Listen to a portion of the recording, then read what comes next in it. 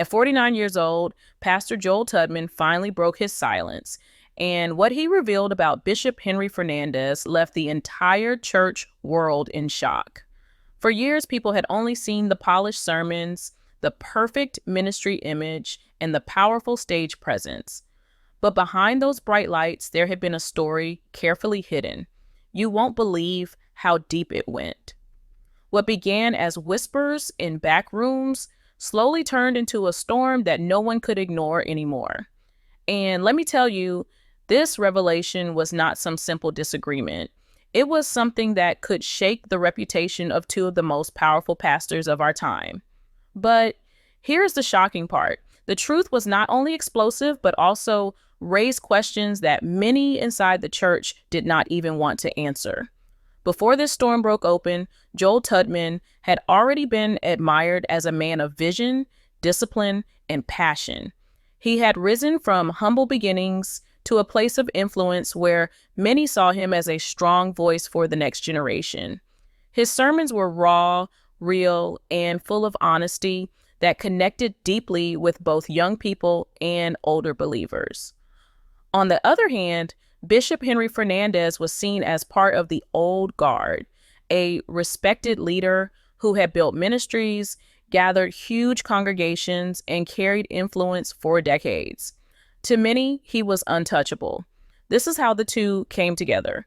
One young, fiery, and authentic, the other powerful, seasoned, and well-connected. To the public eye, it looked like the perfect relationship between a mentor and his protege. But here is where it gets interesting. What seemed like brotherhood on stage was not the full truth behind the scenes. Many who watched closely began to whisper that this connection was not only spiritual, but also strategic. For Fernandez, aligning himself with a younger voice like Tudman helped him stay relevant with the next generation. And for Tudman, being connected to a man of Fernandez's power gave him bigger platforms and more opportunities. On the surface, it looked like a powerful alliance that everyone admired. But what makes this story different? The cracks were already forming, and soon those cracks became too big to hide. In those early days, Tudman often praised Fernandez, calling him a man of wisdom and leadership. Fernandez returned the favor, introducing Tudman to circles and networks that most young pastors could never dream of entering. Together, they looked like a force in the church world. But as often happens, the picture on stage was not the picture behind closed doors. Soon, sources close to Tudman started to notice troubling patterns. Instead of mentorship, Fernandez allegedly began to show signs of control. This was the craziest part. What Tudman thought was brotherhood slowly started to feel like manipulation. Fernandez reportedly made decisions not based on prayer, but based on power. And at the same time, Tudman, who valued honesty and discipline, started to feel uneasy about being tied so closely to Fernandez's name. Still, in the beginning, nothing exploded publicly. The relationship continued, the smiles on stage carried on, and to the crowd, everything looked perfect. But destiny took an unexpected turn. Behind the scenes, whispers about financial dealings and strange decisions began to grow louder. Some claimed Fernandez was making moves to protect his image more than the people. Others claimed that Tudman was slowly being pushed into a box where his independence no longer mattered. To the world, it was unity. To those who looked closer, it was tension. And that tension was only building stronger. As time went on, the quiet cracks between Pastor Joel Tudman and Bishop Henry Fernandez grew wider, and those who were paying close attention could sense the storm coming. On stage, they still smiled together, praised one another, and gave the impression of strong unity. But if you looked deeper, if you listened carefully to what was not being said, the truth was there. The whispers were no longer whispers, they were beginning to sound like warnings. Let me tell you, what started as mentorship now began to look like a cage. Joel Tudman had always valued freedom, independence, and authenticity in his calling. But Fernandez's role in his life slowly started to feel like control. This is where it gets interesting. Reports said that Fernandez began deciding where Tudman could preach, what platforms he could step on, and even which opportunities he was allowed to accept. Behind the scenes, Fernandez allegedly placed himself as the gatekeeper of Tudman's future, making sure that Joel's rising influence would never stand apart from his own authority. For a man like Tudman, who had worked hard for every step in ministry, this was suffocating. And you won't believe how far it went. There were also financial questions that started to make people uncomfortable. Some collaborations between the two pastors reportedly raised eyebrows because the flow of money didn't add up. Insiders claimed that certain funds were being directed in ways that left Joel feeling sidelined and powerless. But here's the shocking part. Though these questions were heavy, they were not even the biggest problem. For Joel Tudman, the most painful betrayal was personal. He had opened his life, his vision, and his ministry to Bishop Fernandez, believing that he had found a true mentor. Yet, what he began to experience felt like his trust was being used against him. The craziest part was the way Fernandez allegedly handled their relationship in leadership circles. Instead of building Joel up, there were moments when Fernandez dismissed his ideas or overshadowed his presence in front of others. What looked like mentorship on the outside started to feel like manipulation on the inside. Joel's loyalty was slowly being tested, and his silence was costing him more than he realized. And let me tell you, the more he saw, the harder it became for him to ignore. Still, Joel Tudman stayed quiet for a long time. He kept his head down, tried to honor the man who had given him opportunities, and hoped that things would turn around. But silence has a cost. As months and years passed, the weight of what he carried began to eat away at him. Those small cracks in the foundation now looked like deep fractures, and Joel started to ask himself the question that changed everything. Was this relationship really built on trust, or was it built on power? And what makes this story different is that this wasn't just a clash of personalities. This was a battle of values, integrity, and truth. Destiny took an unexpected turn when Joel faced a situation that forced him to confront Fernandez more directly than ever before. It was no longer just about opportunities or platforms. It was about his own character.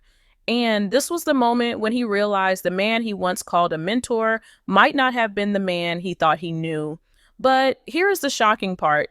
This was not even the biggest betrayal. Something much larger was waiting around the corner, and it would change their relationship forever. Every story of betrayal eventually reached a breaking point, and for Pastor Joel Tudman and Bishop Henry Fernandez, that moment came slowly but surely. At first, their disagreements stayed hidden, buried in private meetings and whispered conversations. But as time passed, Joel could no longer ignore what was happening. He had spent years honoring Fernandez, giving him the benefit of the doubt, and hoping that their bond was real. Yet, the patterns of control and manipulation were too clear now. Let me tell you, he realized that staying silent was no longer protecting Fernandez. It was destroying his own integrity. This is how the turning point began. Joel reportedly questioned Fernandez's decisions, especially choices that seemed to place image, influence, and money above spiritual values. For Joel, a man who built his life on discipline and authenticity, this was a line that he simply could not cross. But here is the shocking part. When Joel finally raised his concerns, Fernandez did not respond with humility or understanding. Instead, he pushed back hard. According to those familiar with the confrontation, Fernandez dismissed Joel's concerns and accused him of being disloyal rather than honest. He reminded Joel of the platforms he had given him, the doors he had opened, and the opportunities he had unlocked, making it clear that loyalty was expected above everything else. This is where it gets interesting. For Joel, that moment opened his eyes fully. The mentorship he thought was about faith now looked more like control. The brotherhood he thought they shared began to feel like bondage. And the craziest part was, even then, Joel did not walk away right away. Like many people trapped in toxic bonds, he tried to reconcile, to reason, and to hope that change could still happen. But each attempt only made the divide worse. Fernandez was not ready to be questioned, and he was not willing to be held accountable. That became Joel's ultimate red flag. The final straw reportedly came during a high-profile church event. Joel expected public support from Fernandez, but instead, he experienced something very different. In front of other leaders, Fernandez allegedly made comments that quietly undermined Joel's authority and credibility.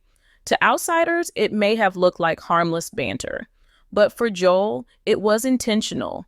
A deliberate reminder that Fernandez still wanted to control the narrative. And here is the shocking part. That moment broke the last piece of trust Joel had held onto. What makes the story different is that Joel realized silence was no longer an option. For years, he had chosen to protect Fernandez's image, but in doing so, he had been sacrificing his own integrity. That night, Joel decided he would not continue down this road. He knew the cost would be high, but he also knew that truth mattered more. And destiny took an unexpected turn because from that point on, Joel Tudman made up his mind that he would expose what he had been holding back for years.